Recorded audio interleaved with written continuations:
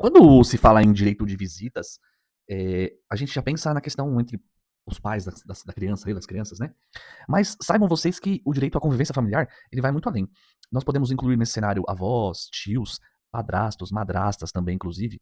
E eu quero explicar um pouquinho para vocês aqui a respeito disso. Quando existe o rompimento da relação conjugal, ou até mesmo de uma união estável ali, o genitor que não detém a guarda da criança, ele tem o direito à convivência familiar, que é a nossa chamada ação de regulamentação de visitas, né? E elas podem ser livres, em comum acordo, de repente sem intervenção judicial, ou, se não tiver esse acordo, se o rompimento for muito abrupto, ela pode também ter a regulamentação de forma judicial, que é aquela que nós conhecemos a cada 15 dias, com horário fixo de retirada e entrega, dia dos pais com o pai, dia das mães com as mães, finais de anos alternados e assim sucessivamente, tá? O ideal, que é o que pega aqui, é que seja adequada de acordo com o bem-estar da criança. Os avós também possuem direito de visita, tá? Inclusive, existe na lei, no artigo 1589 do Código Civil, e também no Estatuto do Idoso. Isso está previsto nessas duas normas, tá? Então, caso exista a negativa por parte de um dos genitores, do genitor que detém a guarda ali, porque pode acontecer, então os avós também podem acionar o judiciário para pleitear esse direito. Em relação a tios e irmãos, esse direito também está presente. Mas vamos falar de madrasta e padrasto. Nesses dois casos específicos, é importante que, se houver a necessidade de fazer o pedido, tem que existir ali, né, o mínimo de uma convivência, tá?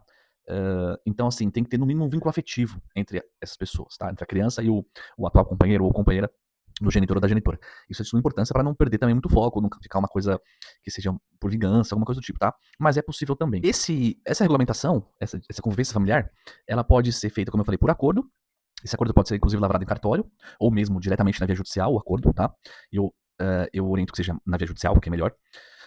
Ou até mesmo por uma decisão influenciada pelo juiz. Então, se não tiver acordo entre as partes, aí quem tiver o seu direito ali tolhido vai entrar com um pedido e o juiz é que vai decidir.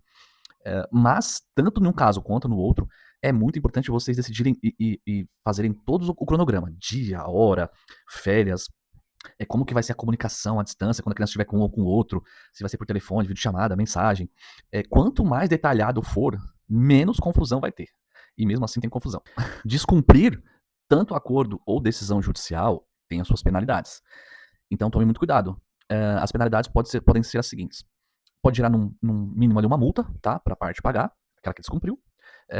Pode ter, num caso mais grave, inversão de guarda, tá? Inversão de guarda. Pode caracterizar também alienação parental. E num caso muito extremo, uma responsabilização criminal também, tá? Então, assim, tem que tomar muito cuidado quanto a isso. Quem detém a guarda não pode impedir o outro genitor de conviver com seus filhos, ou com seu filho ali, ou com sua filha. Bom, se você estiver passando por essa situação, ou conhecer alguém que esteja passando, procure um advogado especialista na área de família para poder te orientar da melhor forma, porque isso aí é um direito e também um dever. Por fim, se vocês gostaram desse conteúdo, por favor, curtam, comentem, compartilhem. Um abraço, até a próxima.